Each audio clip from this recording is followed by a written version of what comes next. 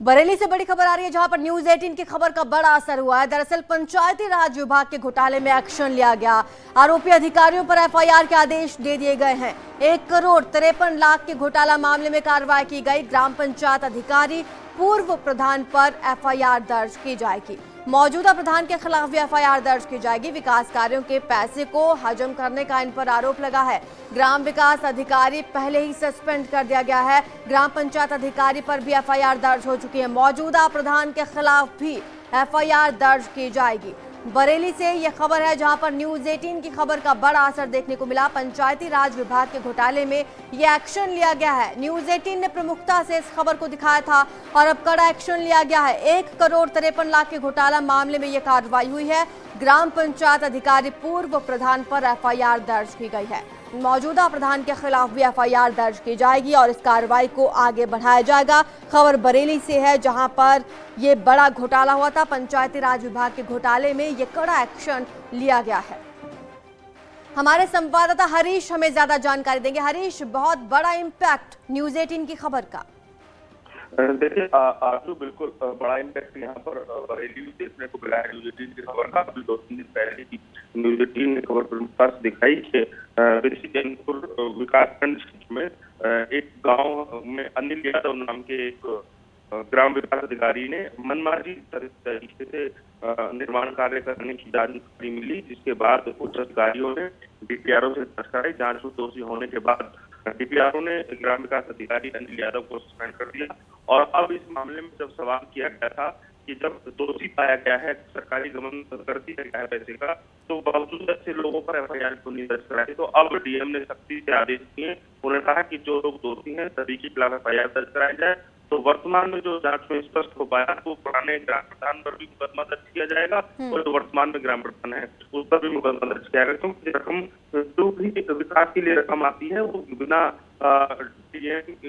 जो है नीचे भेज देते हैं और उसके बाद बिना ग्राम प्रधान की स्वीकृति के भी उस रकम को नहीं निकाला जा सकता। यही वजह है कि अब ऐसे दोषी ग्राम प्रधानों को भी जो है इस एफआईआर में लिया जाएगा, ताकि उन आगे से कभी अफसरों के साथ मिलीभगत करके सरकारी धन का दुरुपयोग न कर सके। शुक्रिया हरीश आपका इस तमाम जानकारी के लिए। बड़ी खबर आपको बता रहे पंचायती राज विभाग घोटाला मामले में एक्शन लिया गया है। न्यूज 18 की खबर का बड़ा असर यहां पर देखने को मिला।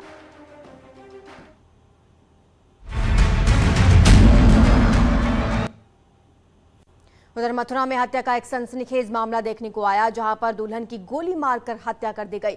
वरमाला के बाद दुल्हन की गोली मारकर यह हत्या की गई है, जिसमें उसकी मौके पर ही मौत हो गई। गांव के एक युवक पर गोली मारने का शक जताया जा रहा है। प्रेम प्रसंग में हत्या किए जाने का भी शक है। थाना नौह झील क्षेत्र के मुबारकपुर गांव की ये वारदात है, जहां पर शादी समारोह चल रहा था और इसी बीच जयमाला के बाद दुल्हन को गोली मार दी गई और उसकी मौके पर ही मौत हो गई।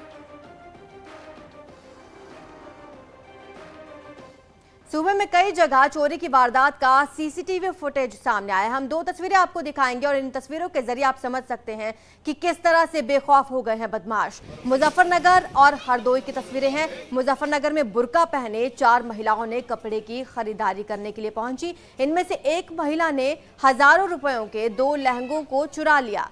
उसकी यह हरकत दुकान में लगे सीसीटीवी कैमरा में रिकॉर्ड हो गई। दुकानदार ने पुलिस से इसकी शिकायत भी की, जिसके बाद सीसीटीवी फुटेज के आधार पर आरोपी महिला चोरों की अब खोजबीन शुरू कर दी गई है। उधर हरदोई के संडीला में भी ऐसा ही कुछ मामला देखने को मिला, जब महिलाओं ने मिठाई की दुकान से नमकीन के पैकेट्स चुरा लिए और ये सारी करतूत भी सीसीटीवी कैमरा में रिकॉर्ड हो गई है। तस्वीरें आपके सामने।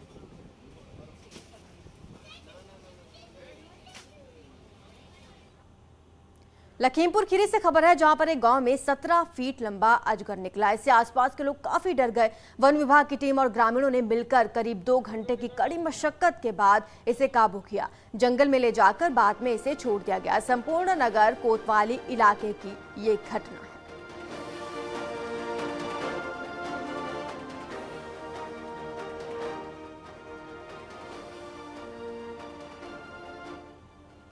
उत्तराखंड में आईटीबीपी के जवान अलग अंदाज में नजर आए। 15,000 फीट की ऊंचाई पर योगा करते हुए नजर आए।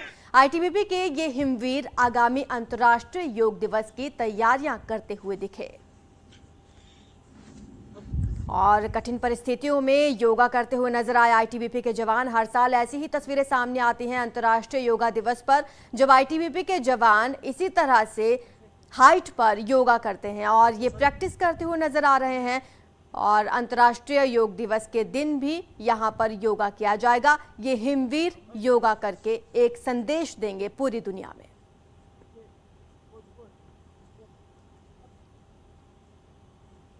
तस्वीरें आप देख पा रहे हैं कितनी कठिन परिस्थितियों में ये जवान योगा करते हुए नजर आ रहे हैं। 15,000 फीट की ऊंचाई पर इन्होंने योग किया और अंतर्राष्ट्रीय योग दिवस की तैयारियों में जुट चुके हैं ये जवान। अब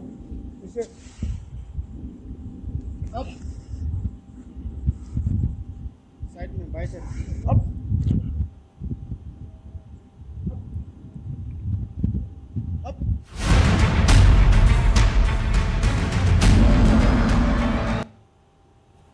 सीएम योगी के सख्त निर्देश हैं और उनके निर्देश के बाद अब सभी मंत्री ग्राउंड पर पहुंच रहे हैं। इसी क्रम में कृषि मंत्री सूर्य प्रताप शाही आज मेरठ में रहेंगे। मेरठ में शाही कई कार्यक्रमों में शिरकत करेंगे। वहीं डिप्टी सीएम केशव प्रसाद मौर्य कान्हा की नगरी मथुरा में रहेंगे। केशव मौर्य यहां पार्टी के प्रशिक्षण शिविर कार्यक्रम में शिरकत करेंगे।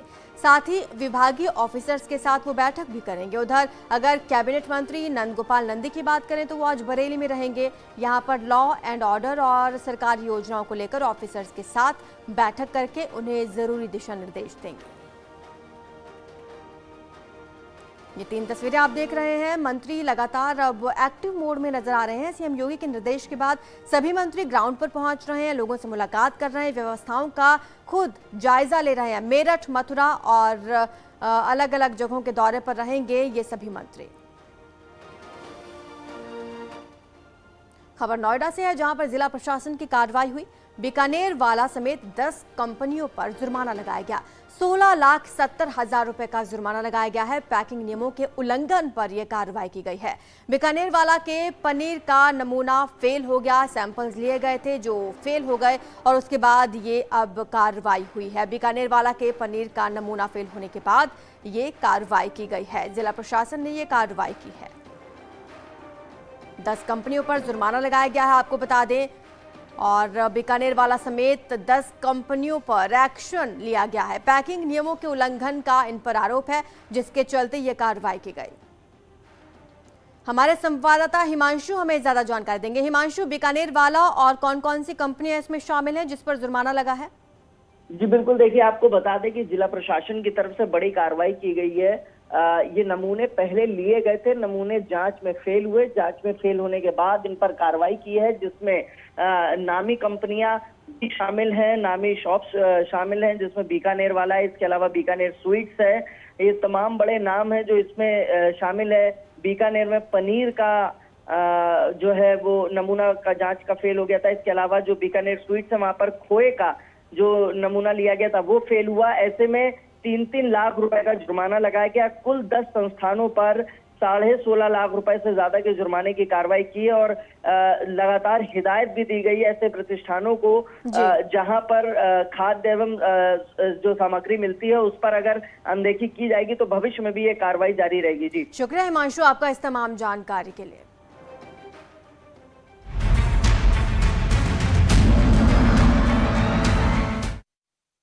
उधर बरेली में एक बार फिर से लव जिहाद का मामला सामने आया है, जहां एक जालसाज युवक ने अपना धर्म छिपाकर इंटर की नाबालिग छात्रा को अपने पहले प्रेम जाल में फंसाया, उसके साथ रेप किया, अश्लील वीडियो भी बनाया। छात्रा को जब आरोपी की सच्चाई का पता चला तो उसने पुलिस में इसकी शिकायत दर्ज कराई, जिसके बाद अब आरोपी को गिरफ्तार कर लिया गया।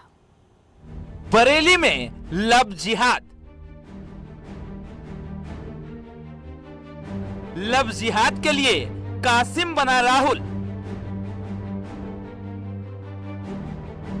नाम बदलकर नाबालिग से रेप का आरोप।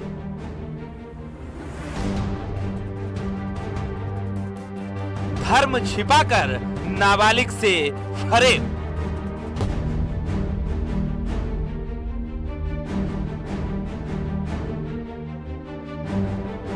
पुलिस गिरफ्त में आया ये शख्स कासिम है, जिस पर आरोप है कि इसने अपना नाम राहुल बताकर एक इंटर में पढ़ने वाली नाबालिग छात्रा को अपने प्रेम जाल में फंसाया और उसके साथ रेप किया। इतना ही नहीं, रेप का वीडियो भी बनाया। थाना बारादरी पर एक आदमी के द्वारा तहरीर दिया गया। तहरीर में उनके द्वारा बताया गया कि उनकी पुत्री के साथ एक व्यक्ति ने दुष्कर्म जैसी घटना को अंजाम दिया है और वो व्यक्ति इनके घर पे भी आ गया था और इनसे गाली गलौज मारपीट जैसी घटना को पारित किया। इस संबंध में थाना बारादरी को 376, 314 एवं अन्य धाराओं के साथ में 3/4 पॉक्सो एक्ट भी लगा दिया गया है और मुकदमा पुरस्कृत कर लिया गया है। जो उसमें जो नामजद व्यक्ति है उसे गिरफ्तार कर लिया गया है। उसे गिरफ्तार करके उसकी पूछताछ की गई है और उसे जेल भेज दिया गया। कासिम राहुल नहीं है। इसकी जानकारी जब पीड़ित छात्रा को लगी तो उसके होश उड़ गए। उसे जब पता चला कि वो लव जिहाद का शिकार हो चुकी है तो उसने आरोपी से दूरी बना ली, जिसके बाद आरोपी कासिम अपने दोस्तों के साथ पीड़िता के घर पहुंचा और अपहरण की कोशिश करने लगा। लड़की के चिल्लाने पर इकट्ठा हुए लोगों ने आरोपी को पकड़कर पुलिस के हवाले कर दिया।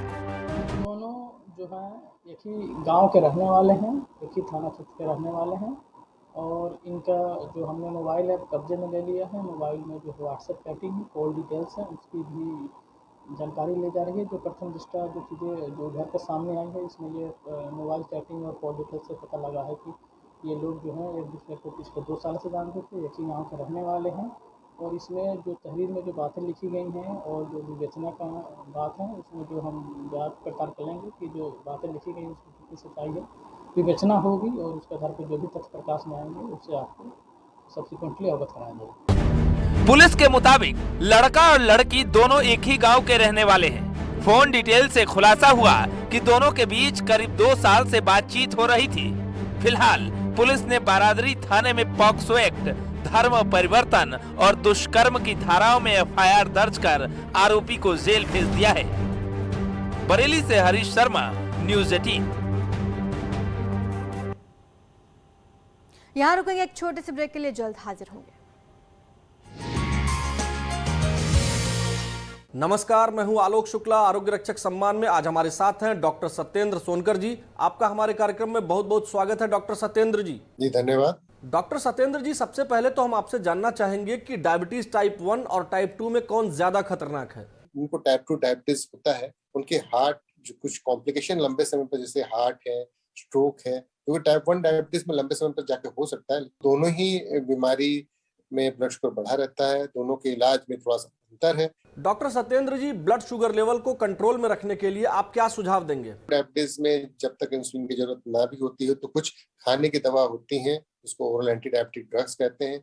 इनका नियमित सेवन करना होता है और डॉक्टर के संपर्क में रहना होता है, इसलिए इन दवाओं में सावधानियां रखें। डायबिटीज के मरीजों के लिए वर्कआउट कितना जरूरी है? टाइप 2 डायबिटीज में इंसुलिन रेजिस्टेंस हो जाता है, जो कि फिजिकल एक्टिविटी आधा घंटा सवेरे शाम आप जरूर टहलें और कुछ योग भी करें, ताकि आपके जो मांसपेशियों में रेजिस्टेंस है वो सब डिक्रीज हो और इंसुलिन कार्य जो भी अंदर हमारे इंसुलिन बन रहे हैं उनकी कार्य क्षमता बढ़ सके। तो ये बहुत ही नितांत आवश्यक है। डॉक्टर सत्येंद्र सोनकर जी, न्यूज़ 18 उत्तर प्रदेश उत्तराखंड आपको आरोग्य रक्षक सम्मान से सम्मानित करता है। आपने डायबिटीज से जुड़ी जरूरी जानकारी शेयर की है, इसके लिए आपका बहुत बहुत धन्यवाद। Okay, thank you very much. इसी के साथ अब मुझे दीजिए इजाजत। नमस्कार।